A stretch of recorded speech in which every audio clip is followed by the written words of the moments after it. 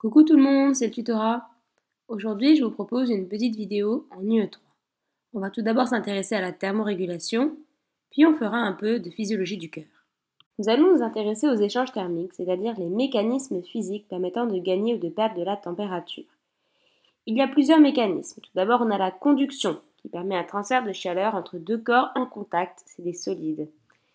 Il faut savoir que la quantité de chaleur transférée augmente avec la surface de contact, la conductivité thermique des tissus et la différence de température entre les corps en contact. On remarquera que la conductivité thermique des métaux sera plus importante que celle du tissu et encore plus importante que celle de l'air, qui est très faible. Et on donnera l'exemple par exemple du duvet des coussins. On a aussi un phénomène de convection. Alors, dans la convection, c'est un transfert de chaleur entre un corps et un fluide sans contact. On désignera la convection naturelle qui permettra l'échauffement de l'air au contact du corps et la convection forcée qui permettra cette fois-ci une augmentation du renouvellement du fluide, donc c'est-à-dire le vent, le courant marin, le souffle pour refroidir. Ça permettra des gains ou des pertes de chaleur. Quand je parle de convection forcée, il faut savoir que les échanges augmentent avec l'augmentation de la conductivité, l'augmentation de la différence de la température, et on a aussi une limite de déperdition atteinte quand la température de la peau est égale à la température ambiante. On remarquera aussi pour toujours la convection forcée que l'effet du vent sera donné par l'indice de Windschild, c'est-à-dire proportionnel à la racine de la vitesse. Il permettra de donner en fait l'indice de refroidissement éolien ou donne la température ressentie. Le rayonnement est aussi un mécanisme d'échange thermique. Il faut savoir que tout corps chaud, c'est-à-dire dont la température est supérieure à 0 Kelvin, soit supérieure à moins 273 degrés, émet un rayonnement électromagnétique, c'est-à-dire un transfert de chaleur sans support matériel et sans contact. Il permettra lui aussi un gain ou une perte de chaleur.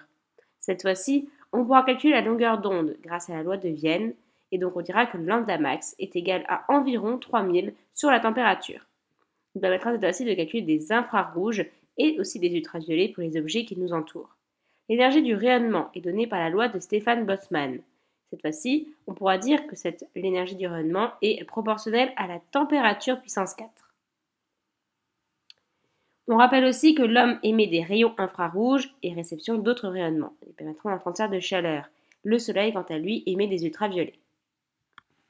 Enfin, on va s'intéresser au phénomène d'évaporation, lorsqu'on fait du sport par exemple. Le passage de l'eau de la forme liquide à la forme gazeuse nécessitait de lui fournir de la chaleur.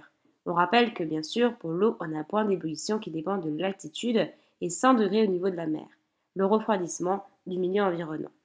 Cette fois-ci, on aura uniquement des pertes de chaleur, c'est-à-dire une thermolyse. Il y a 3 modalités pour ces pertes de chaleur. Soit c'est une perte obligatoire, donc on a environ 800 ml par jour, soit 450 kcal par jour.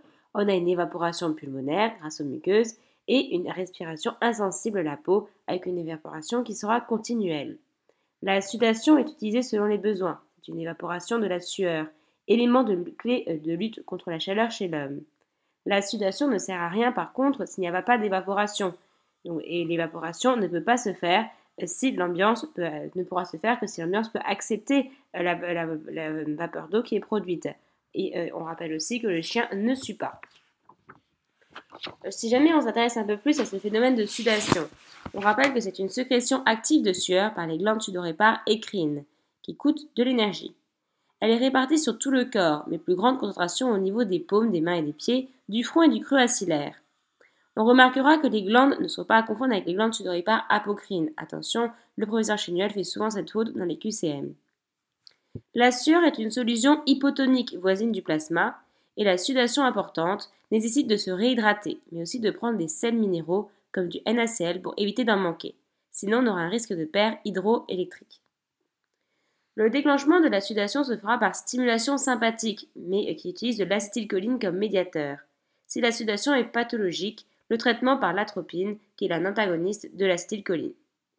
La thermolyse due à la sudation est efficace que s'il y a évaporation de la sueur. On ne peut pas se débarrasser de la sueur, sinon on a un risque de coup de chaleur. Et donc, si la sueur ne suffit pas, il faudra se mouiller pour augmenter le mécanisme de thermolyse. On rappelle aussi que l'évaporation dépend donc de la température extérieure. L'évaporation va augmenter avec la température extérieure. De l'hygrométrie, c'est-à-dire la capacité de l'air ambiant à pouvoir se charger en vapeur d'eau. Si l'air est déjà saturé en vapeur d'eau, l'évaporation ne sera pas possible.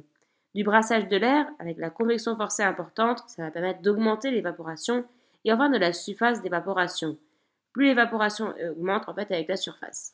Pour finir sur le cours du professeur Chénuel sur la thermorégulation, je vais vous parler un petit peu de la fièvre. Il faut savoir que la fièvre est basée sur une hyperthermie avec des séquences particulières. C'est très caractéristique. En fait, on a une succession des différentes phases qui est suffisante pour son diagnostic. L'origine est une modification de la température de consigne hypothalamique de la température centrale. Comment se produit une fièvre? Tout d'abord, il faut savoir que l'hypothalamus va être trompé. Le sujet réagit comme s'il était agressé par le froid, car la valeur de consigne augmente sous l'action des substances pyogènes, comme les toxines sécrétées par des agents infectieux tels que les bactéries. Ils vont donc essayer d'augmenter la température centrale pour être cohérent avec la température de consigne erronée. Les toxines qui sont pyrogènes permettront d'agir sur la thermosensibilité centrale via des prostaglandines dont la synthèse est inhibée par l'aspirine. En effet, je rappelle que l'aspirine est un antipyrétique car il évite l'augmentation de la valeur de consigne par l'intermédiaire des prostaglandines. Je vous avais fait remarquer que la fièvre permettait en fait une question de différentes phases qui est suffisante à son diagnostic. Et en fait, il faut savoir qu'on a 3 phases. La première phase, c'est la montée thermique. On va donc lutter contre le froid en augmentant la température centrale pour atteindre une nouvelle valeur de consigne. On va donc voir une vasoconstriction cutanée, une augmentation globale du métabolisme grâce à la voie sympathique et adrénergique, et enfin, on va avoir des frissons.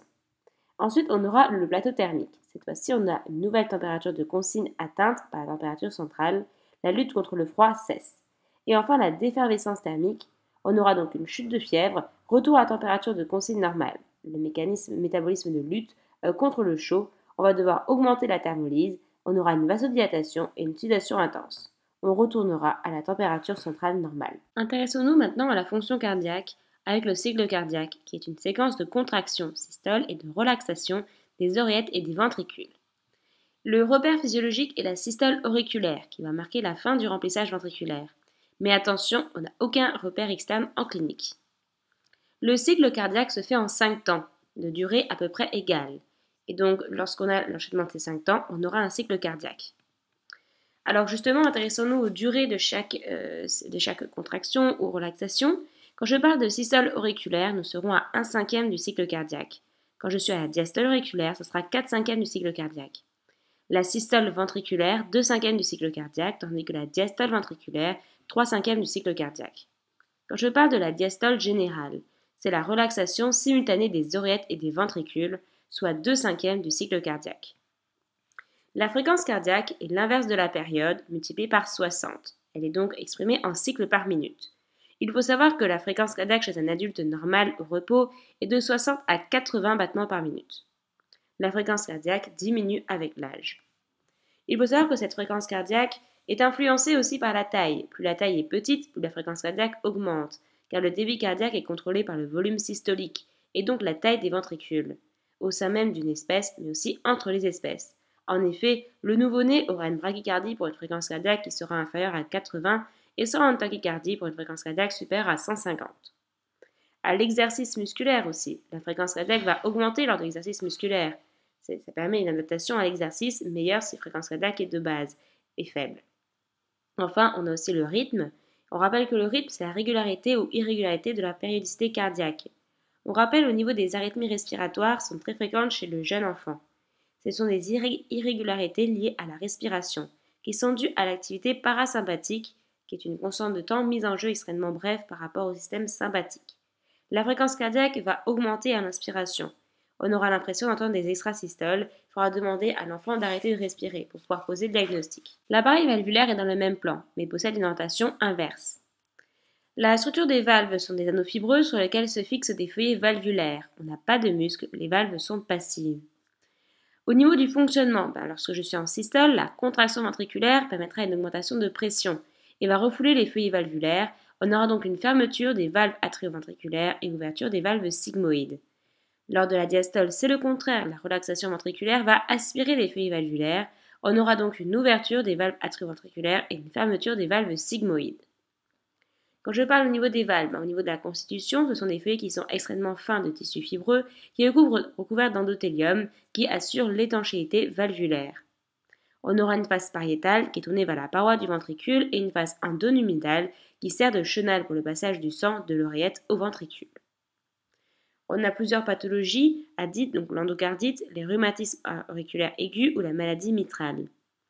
Lors de leur ouverture, les valvules ne s'accolent jamais à la paroi, car sinon il faudrait une force demandant un travail ventriculaire considérable pour vaincre la tension superficielle. Je rappelle qu'il existe deux types de valves, des valves atrioventriculaires, donc qui sont des valvules avec des bords fixes insérés sur des anneaux valvulaires. Le bord libre, quant à lui, est amarré par des cordages tendineux, eux-mêmes amarrés à des piliers. L'étanchéité est assurée par la surface de chaque feuillet. L'air total des feuillets, c'est 2 fois la section de l'anneau, et donc le recouvrement avant une retendance qui permettra un super recouvrement. En systole ventriculaire, la pression ventriculaire va augmenter brutalement, qui permettra l'accollement des valvules et la fermeture de l'orifice atrioventriculaire. La contraction des piliers permettra une mise en tension des cordages tendineux pour retenir les feuillets valvulaires et prévenir l'éversion valvulaire. En diastole ventriculaire, de l'autre côté, on aura une mise en tension des cordages tendineux par le remplissage ventriculaire. On a donc un maintien du chenal de remplissage entre l'oreille et le ventricule. Les turbulences sur la face pariétale des valvules permettront la prévention de l'accollement de la face pariétale au feuillet de la paroi. Quand je m'intéresse aux valves sigmoïdes, ce sont les 3 valves qui sont attachées sur les anneaux valvulaires. Renflement de la paroi de l'aorte, donc à la base de l'aorte, on parlera du sinus de Valsalva. En systole ventriculaire, les valves sigmoïdes subissent des turbulences au cours de l'éjection. L'écoulement n'est jamais laminaire. On aura une prévention de l'accollement des valves à la paroi aortique. En diastole ventriculaire, la fermeture par le recul de la colonne sanguine est due à l'élasticité de la paroi artérielle. C'est un mécanisme qui sera passif. On rappelle aussi que les valves cardiaques sont des systèmes anti-reflux et unidirectionnels, qui déterminent le sens du débit, c'est-à-dire oreillette, ventricule, artère. Elles sont actionnées par des pressions intracavitaires. C'est donc un jeu qui est passif. On n'aura pas de muscles valvulaires à proprement parler. Ces valves peuvent être alternativement ouvertes et fermées. Les valves atrioventriculaires sont ouvertes et les valves sigmoïdes sont fermées, permettra le remplissage du ventricule. Quand les valves atrioventriculaires sont fermées et les valves sigmoïdes sont ouvertes, dans ce cas, j'aurai l'éjection ventriculaire. Elles peuvent aussi être fermées simultanément. Dans ce cas, j'aurai une contraction isovolumétrique en début de systole ou une relaxation isovolumétrique en début de diastole. En fait, quand je parle de isovolumétrique, ça veut dire sans changement de volume ventriculaire. Attention cependant, les valves cardiaques ne sont jamais ouvertes simultanément, excepté dans les conditions pathologiques. L'auscultation permet la détection des bruits du cœur. Il y a 2 bruits physiologiques, B1 et B2, et 2 bruits pathologiques, B3 et B4. B1 est un bruit qui est sonore. Les positions dans le cycle, c'est la fermeture des valves atrioventriculaires. B2, quant à lui, est plus atténué, moins sonore et plus sourd, et marquera la fermeture des valves sigmoïdes. On rappelle que B1 et B2 délimitent la systole et la diastole ventriculaire, et que ces bruits ne sont pas dus au claquement des valves, sauf dans les cas pathologiques. B1 sera synchrone du pouls, tandis que B2 est accentué en cas d'hypertension artérielle ou d'hypertension artérielle pulmonaire. B3 est un bruit qui est protodiastolique, il est fréquent chez l'enfant et se fera lors du remplissage donc rapide, tandis que B4 sera plutôt télédiastolique, toujours fréquent chez l'enfant, et cette fois-ci, donc l'origine, c'est lors de la contraction auriculaire. On rappelle en fait au niveau de la place du bruit dans le cycle cardiaque, quand je suis holosystolique, je suis pendant toute la systole, protosystolique en début de systole, mésosystolique en milieu de systole et télésystolique en fin de systole.